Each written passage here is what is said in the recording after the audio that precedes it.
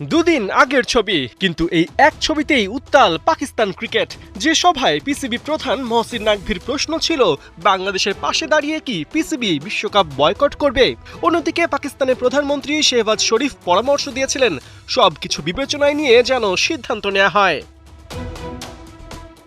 কিন্তু মজার বিষয় হলো, বাইরে বাংলাদেশের প্রতি পাকিস্তানের দরদ উতলে উঠলেও ভেতরে ভেতরে খোদ পাকিস্তানিরাই মহসিন নাকভিকে স্মরণ করিয়ে দিচ্ছেন, বিশ্বকাপ বয়কট করে পাকিস্তান যেন নিজেদের পায়ে কুড়াল না মারে। কেননা নিজের ভালো তো পাগলও বোঝে। তাছাড়া বাংলাদেশ যেখানে কোনো অ্যাকশনে যাচ্ছে না, তাহলে পাকিস্তানের এত দরদ কিসের? পাকিস্তানের শত্রুতা ভারতের সাথে, শ্রীলঙ্কার সাথে নয়।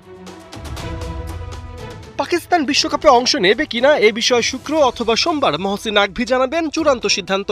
তার আগে সাবেক পিসিবি সচিব আরিফ আলী আব্বাসি প্রশ্ন তুলেছেন, বিশ্বকাপ বয়কট করে পিসিবি আসলে কোন উদ্দেশ্য হাসিল করতে চায়? পাশাপাশি শ্রীলঙ্কার সাথে সম্পর্কের দিকেও নজর দিতে বলেছেন সাবেক এই পিসিবি কর্তা। তার সাফ কথা, পাকিস্তান যদি শ্রীলঙ্কা সফর না করে এবং ভারতের সাথে ম্যাচ বয়কট করে, তবে আর্থিকভাবে ক্ষতিগ্রস্ত হবে লঙ্কান বোর্ড।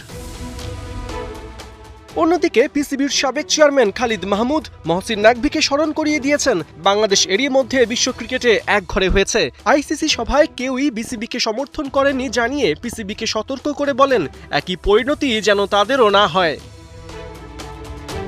মহসিন নাকভির ভারত বিরোধিতা এবং আগ বাড়িয়ে বাংলাদেশের পাশে দাঁড়ানোকে মার্চে মাসির দরদ বলেই মনে করছেন পাকিস্তানের সাবেক টেস্ট ব্যাটার মহসিন খান।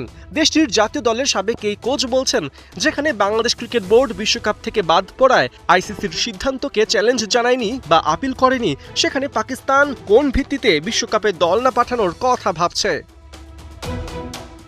টি-20 বিশ্বকাপে অংশগ্রহণ নিয়ে আর জলঘোলা না করার অনুরোধ জানিয়েছেন পাকিস্তানের সাবেক অধিনায়ক ইনজামামুল হক। তিনি বিশ্বকাপে পাকিস্তানকে দেখতে চান, দলে ভালো প্লেয়ার আছে এবং ভবিষ্যতের জন্যই এমন বড় ইভেন্টে দলকে ভালো করতে দেখতে চান ইনজামাম। এদিকে বাংলাদেশের পাশে দাঁড়ানোকে নৈতিক বিজয় হিসেবে উল্লেখ করেছেন পাকিস্তানের সাবেক টেস্ট ব্যাটার হারুন রশিদ। এখন তার পরামর্শ, পিসিবি নিজেদের ক্রিকেট স্বার্থের দিকে নজর দিক। সব মিলিয়ে বিশ্বকাপে অংশ নেবার